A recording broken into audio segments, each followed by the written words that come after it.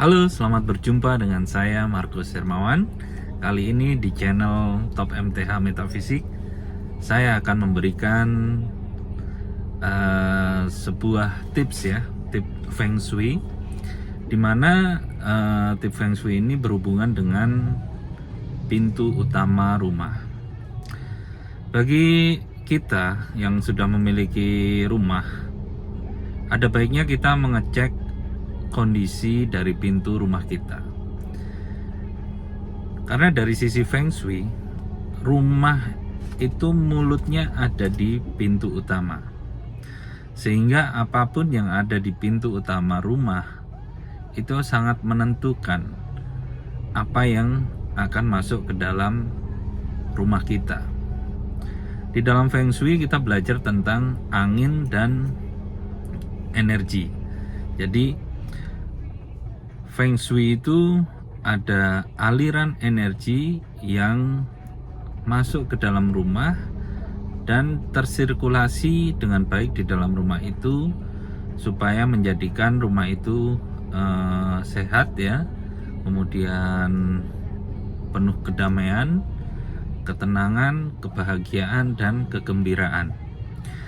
Tentu saja jika energi positif ini terhalang oleh sesuatu, maka kualitasnya pun akan jelek yang masuk ke dalam rumah kita. Nah, penghalang-penghalang ini bisa berupa tiang, kemudian juga bisa berupa tempat sampah, pohon, atau pagar tembok yang terlalu tinggi. Untuk rumah, paling baik, paling bagus itu menghadap ke arah gunung, karena angin itu mengalir dari gunung ke daratan rendah. Begitu juga air juga mengalir dari daratan tinggi ke daratan rendah. Untuk itu kita harus melihat kondisi dari pintu rumah kita. Apakah ada penghalang pilar, tembok, pohon, atau benda-benda lain yang membuat aliran energi yang positif itu jadi sulit untuk masuk ke dalam rumah kita. Pintu utama yang paling bagus adalah yang ukurannya menguntungkan. Nah, bagaimana menghitung ukuran pintu utama rumah itu yang menguntungkan? Tentu saja harus diukur. Nah, untuk pengukurannya sendiri itu kita bisa menggunakan meteran Feng Shui atau dengan digital meter. Dihitungnya dari mana? Dihitungnya adalah dari kusen kosong. Jadi antara tiang kusen kiri dan kanan itu bagian dalamnya yang kita ukur panjangnya atau lebarnya. Jaraknya tiang satu ke tiang yang satunya itu mesti masuk ke dalam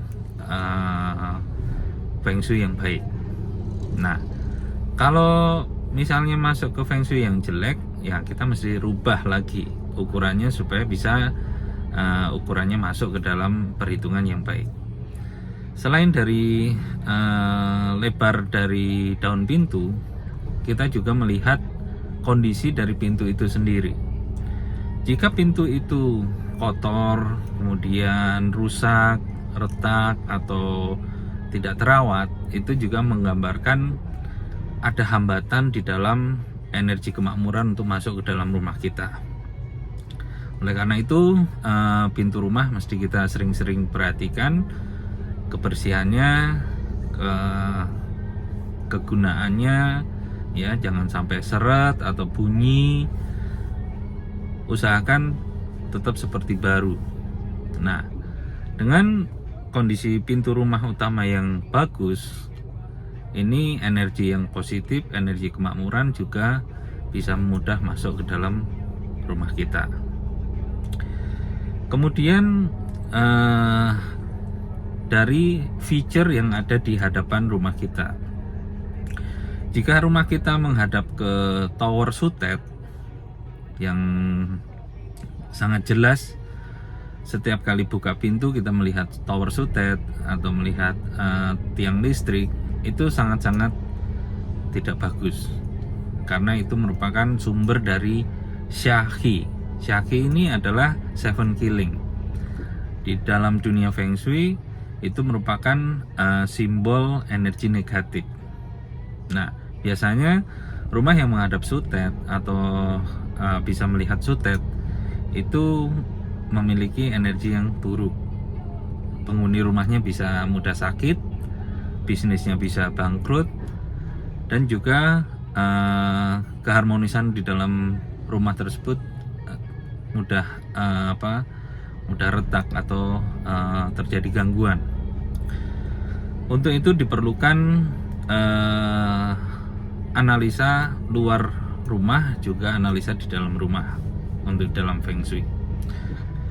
Kemudian masing-masing orang itu memiliki sektor positif dan sektor negatif di dalam Feng Shui-nya, Feng Shui elemen. Nah, di sini mesti dihitung dari bazi atau pace dari tanggal lahir si kepala rumah tangga yang menghuni rumah tersebut. Jika sektornya sudah diketemui, maka usahakan kita memanfaatkan sektor atau arah tersebut untuk kita gunakan untuk daily activity kita. Misalnya di dalam rumah kita akan dibagi menjadi 8 arah.